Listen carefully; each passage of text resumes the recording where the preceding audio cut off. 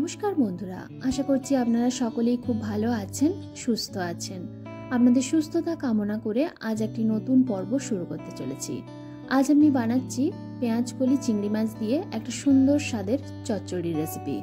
এখন প্রচুর পরিমাণে পেঁয়াজকলি বাজারে পাওয়া যাচ্ছে আর এর স্বাদও এখন অপূর্ব সুন্দর। দুপুরে ভাতের সাথে খাওয়ার জন্য একটা দারুণ রেসিপি হলো এই চিংড়ি মাছ দিয়ে পেঁয়াজকলির চচ্চড়ি। আসুন তাহলে এই সুন্দর রেসিপিটি দেখে নেওয়া যাক। এখানে আমি পেঁয়াজকলি এবং আলু সুন্দরভাবে ধুয়ে কেটে নিয়েছি। যেহেতু পেঁয়াজকলিগুলো লম্বা করে কেটেছি তাই চচ্চড়ির আলুটাও আমি লম্বা করেই কেটে নিয়েছি। এখানে 300 গ্রাম চিংড়ি মাছ আমি ব্যবহার করছি। মাছগুলো ভালো করে ধুয়ে লবণ এবং হলুদ মাখিয়ে বেশ কিছুক্ষণ রেখে দেব। আমি এগুলো কিন্তু এখন ভাজবো না। গ্যাসে এখন কড়াই বসিয়ে ফোড়নের জন্য দিয়ে দিচ্ছি হাফ চামচ কালো জিরে, তার সাথে দিয়ে দিচ্ছি রসুন কুচি। এখানে আমি 5 থেকে 6 কোয়া রসুন কুচি করে নিয়েছি।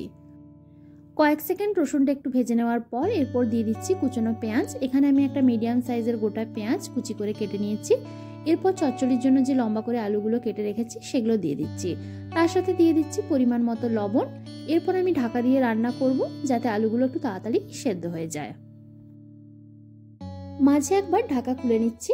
এরপর দিয়ে দিচ্ছি কুচনো টমেটো। এখানে আমি একটা মিডিয়াম সাইজের গোটা টমেটো টুকরো করে কেটে নিয়েছি। এরপর ভালোভাবে মিশিয়ে আবারও আমি ঢাকা দিয়ে দিচ্ছি 1 থেকে 1.5 মিনিটের জন্য। 1 থেকে 1.5 মিনিট পর ফিরে এসেছি। এখন আলু কিন্তু 70 to 80% সেদ্ধ হয়ে গেছে। এখন আমি ব্যবহার করছি 1 চামচ হলুদ গুঁড়ো আর 1 চামচ লাল লঙ্কার গুঁড়ো।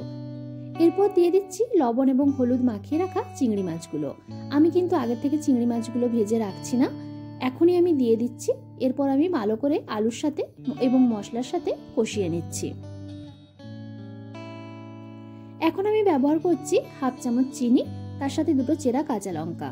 সুন্দর একটা ফ্লেভারের জন্য আপনারাও কিন্তু চেরা কাঁচা লঙ্কাটা ব্যবহার করবেন।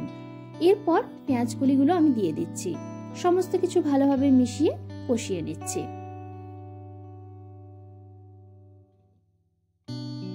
এখন সমস্ত কিছু কষানো হয়ে গেছে। এরপর আমি ব্যবহার করছি 1 থেকে 1.5 চামচ সর্ষে বাটা।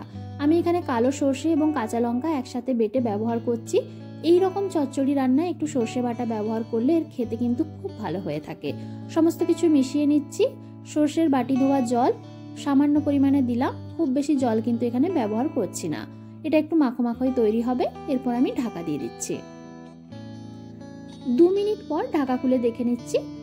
আলু এবং পেঁয়াজকলি কিন্তু খুব সুন্দরভাবে সেদ্ধ হয়ে গেছে। তরকারিটিও কিন্তু হয়ে এসছে। এই অবস্থাতেই আমি কিন্তু নামিয়ে নেব। তবে নামানোর আগে দিয়ে দিচ্ছি একটু ধনেপাতা কুচি। আপনারা চাইলে ধনেপাতা নাও দিতে পারেন, তবে দিলে খেতে কিন্তু ভালো হয়ে থাকে। সমস্ত কিছু মিশিয়ে নিচ্ছি। এরপর গ্যাসের ফ্লেম অফ করে স্ট্যান্ডিং টাইমে রেখে আমি প্লেটিং করে নিচ্ছি। তাহলে আজকের এই চিংড়ি মাছ দিয়ে পেঁয়াজকলির সুন্দর চচ্চড়ির রেসিপিটি আপনাদের কেমন লেগেছে আমাকে অবশ্যই কমেন্টে জানাবেন। ভালো লাগলে লাইক, শেয়ার, সাবস্ক্রাইব করার অনুরোধ রইল। এতক্ষণ আপনারা দেখছিলেন রেসিপি বাই শর্মিষ্ঠা। আমি শর্মিষ্ঠা। ভালো থাকবেন, সঙ্গে থাকবেন। ধন্যবাদ।